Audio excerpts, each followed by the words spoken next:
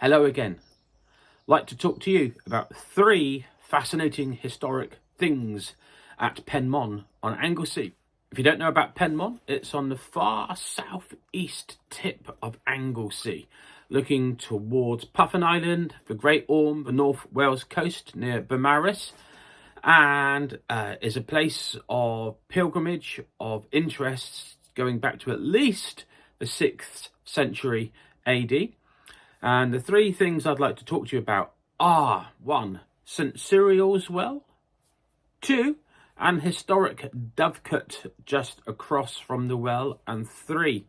Penmon Priory, in particular, its crosses and carvings. I've had the blessing to be visiting Anglesey for several decades now, and I've been to Penmon a few times. The draw for me on this occasion was to go to St Seiriol's well. I wanted to go to try a new submerged camera technique, some of which you'll see in this video.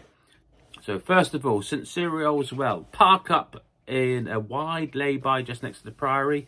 There is a car parking charge as of March 2023, which does entitle you to also use the toll road down to Penmon Point, the lighthouse, the cafe down there. Well worth to go and have a peep if you're paying your car park fee. Well worth paying your car park fee anyway to see what's there. Park up just near St Seiriol's well on the left-hand side, having wiggled your way from Beaumaris. You'll follow a short path around past a pond, and you'll go through an archway, and there in front of you will be the remains, the circular remains of what was probably the hermit's dwelling, St Seiriol. And just off to the right, there'll be a well housing, and indeed it looks like housing, a very small one, around the well spring. Looking in there, you can see all sorts of graffiti going back over maybe 120, 130 years. It has been graffitied over multiple times, so it would take quite an effort to locate and read all of the graffiti. It's quite incredible. The focus itself is the square basin, and you can look down into the basin and see a variety of offerings which people have left. Now, I tried my new submerged camera technique, which I'd seen, and I need to refine it, but it's promising results. Placing the camera inside a glass object and then pushing it down into the water to see what's in the water. So, coins, maybe thimbles, definitely a pin, a very traditional well offering, pebbles, shells, and who knows what else may have been deposited in there over the years and centuries, that assuming it's not had a good dig out at some point. You can also see the aperture where the water would go out to join the stream from the well. When I visit a holy well, if the water's not visibly icky, I will also splash my face in it. I'd done a 10k run that morning as well from Menai Bridge, nearly to Beaumaris and back, and wanted just to freshen my face up a bit, so I did kneel down, wash my face 3 times in the water.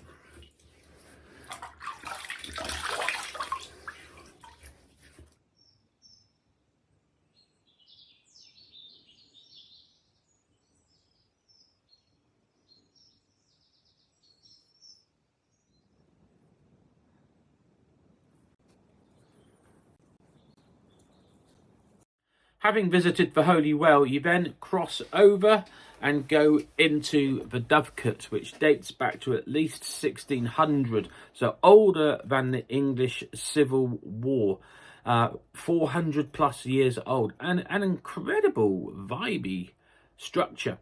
Considering it's got a fairly practical use and history to it, obviously for having doves, their eggs, their meat, in hundreds of holes going all the way around up to an aperture in the roof. But you go in there and there's a central column with steps on it, which I assume would have been to go up and to collect eggs and attend to doves in that central column. But to me, that central column really feels quite ominous. It has quite a presence to it. It is obviously the striking centerpiece of the building. But I'd like to spend just a bit of time in there, feeling it, waiting for my eyes to adjust to the lower levels as well as the camera. But the Dovecote there is really worth a peep in. 400 plus years old. Have a look in the buildings just to the rear of the Dovecote, and also the buildings around by the lane where you would drive in to park for St Seiriol as well.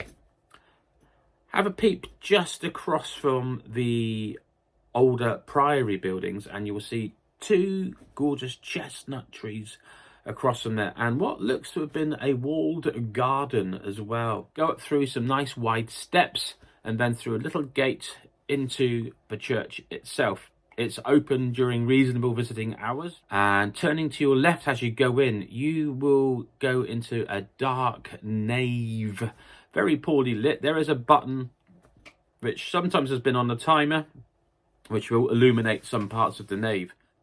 There you will see on your left hand side a 10th century cross incised with motifs, patterns all the way around it. Really worth having a careful, good look at that. Going back to the centre and then down to the far end on the right hand side is a cross from about the same period, but that's been outside a lot more and is much more heavily weathered. You need to spend some time looking at that much more closely. Look carefully on the corner and you will see a figure splayed out. It looks to be a Sheila Nagig, an exhibitionist figure, legs splayed to display whatever may have been between its legs. Don't know if it's been defaced, vandalised over the years, but it's an interesting pondering, as are many of the other carvings within Penmon Church. Good to have a look at the stained glass while you're in there, and also one of the signs indicating about a donation, a grant to enable poor people to be able to sit in the church. An interesting bit of social history there. Having visited the church, or if you've not already done it, use your car parking fee to go and drive down the toll road, or walk or cycle, and go and have a look at the lighthouse, Puffin Island from Penmon Point. Call in at the little cafe there, which has got a good range of refreshments. Really nice place, and have a really lovely time visiting Penmon Priory, St Seiriol as well, the Dovecote and Penmon Point. If you've enjoyed my video, please like, subscribe, comment, and there will be more content coming your way before very long indeed.